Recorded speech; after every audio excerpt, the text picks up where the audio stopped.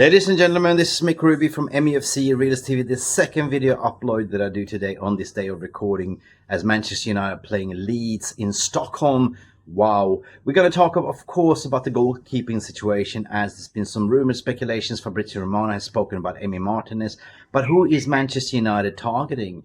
Who is realistic for Manchester United? What is everything all about, what's been said and done? And will Manchester United sign a number one goalkeeper or number two behind Onana?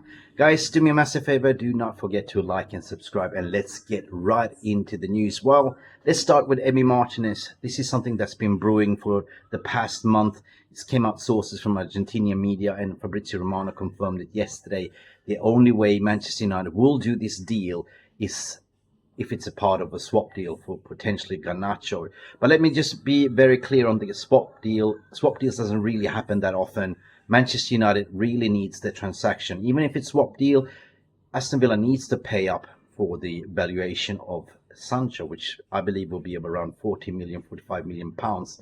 And we've been hearing also that there is a secret release clause behind Emi Martinez, which is around 22 million pounds. So potentially Aston Villa can pay Manchester United 20 million for Garnacho, and Manchester United could take 20 million, 22 million for Emi Martinez. But so far, according to Fabrizio Romano, there hasn't been any formal concrete talks with Manchester United and Villa for this deal. So I will sort of keep this one a little bit lukewarm, and we'll see what we'll be developing at the end of the day. It's clear and obvious that Manchester United are looking for number one or number two. So the worst case scenario is if Manchester United go, or actually the best case scenario is if Manchester United go for Emi Martinez. That is meaning that Emi Martinez will be the number one goalkeeper, and Onana will most likely be looking for a loan deal or play second fiddle, be the second goalkeeper.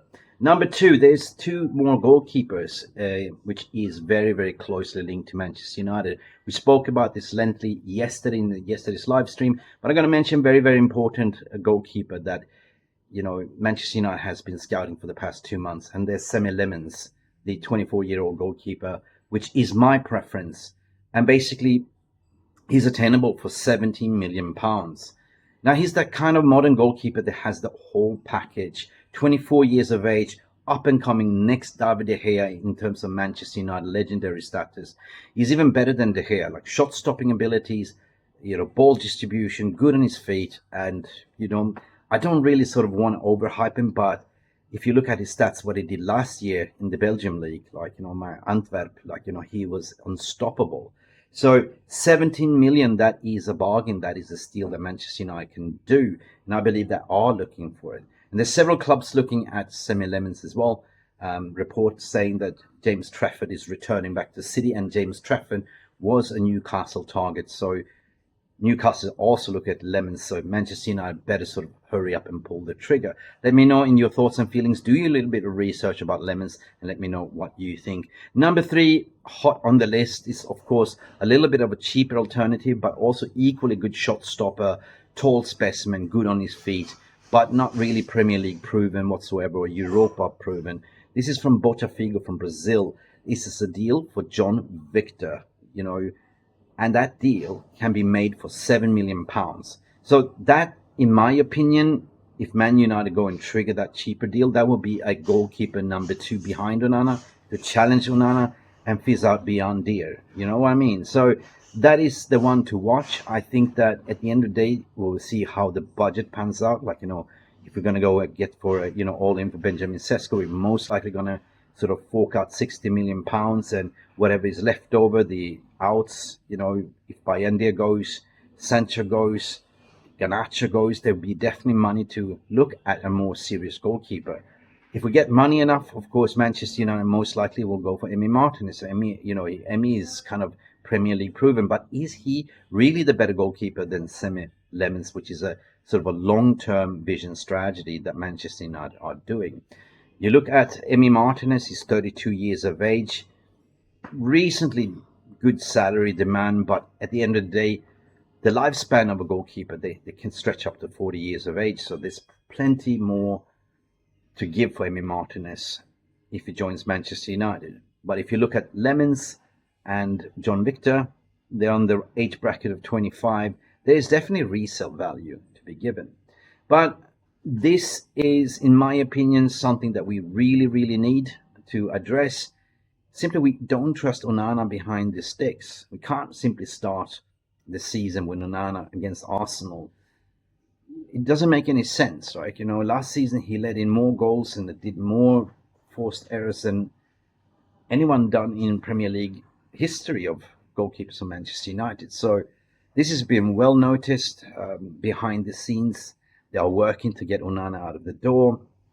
Now, I'd be to say, like, you know, it was a little bit weird with his hamstring injury to say, "Ooh, I'm injured," to avoid a pre-season tour. But all of a sudden, when the rumors and speculations emerged that Man United are looking at Lammens, that Man United are looking at John Victor and seriously considering Emi Martinez if there is a deal to be made, all of a sudden he's not that injured anymore. You know what I mean? So that's a little bit fishy in my opinion. Salary-wise, I think that Onana is losing out salary. Onana is looking for a big pay cut. Not really. He doesn't look for a pay cut. He wants a salary increase. But there's no really club that is in for him. Potentially Saudi Arabia again. We don't know. But since Manchester United didn't make Champions League, there is a wage deduction for the entire squad. And this is something that under Onana not really happy about what I hear. Otherwise, you know, in front of the cameras, in front of the media, they're keeping a happy face to say, well, and we are planning with Andrew Onana. Andrew Onana is a guy. That's pretty much Manchester United try to sort of keep a face and sort of, you know, tell the world that, yeah, he's our keeper. Like, if you want him, pay up. And that's what it is. But at the end of the day, like, guys, this is now going to heat up. 4 weeks until Premier League starts. First kick off the ball against Arsenal at Old Trafford. Looking forward to that one.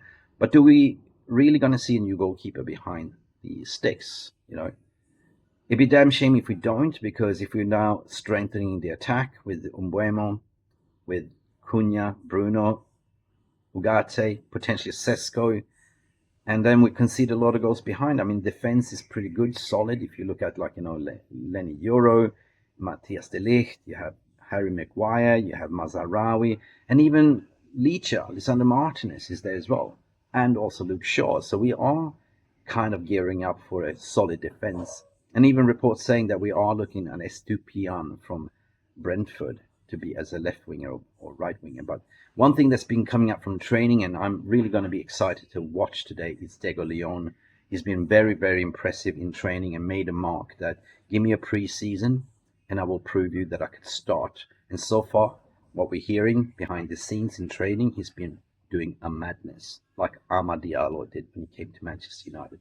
Anyway, guys, this is me on a snappy little video. I did a 10 minutes video earlier this morning talking about Sesko. Now I'm talking about the goalkeeper. So let me know what you think. Manchester United are definitely looking to sort of bring in a new goalkeeper, even if it's a number 2 or number 1. Which goalkeeper would you go for? Would you go for Emi Martinez? Would you go for Senne Lammens? Or would you go for John Victor? Anyway, guys, this has been Mick Ruby, second video of today. Looking forward for the game later on. And glory, glory, Manchester United. And I hope you really enjoyed the backdrop. As you know, I am in Bali, so not many live streams, but more of these video uploads, as I really enjoy giving you the behind the scenes, what's going on, and the birds are singing. See you to the next one. Glory, glory, Manchester United. We are out of here. Bye.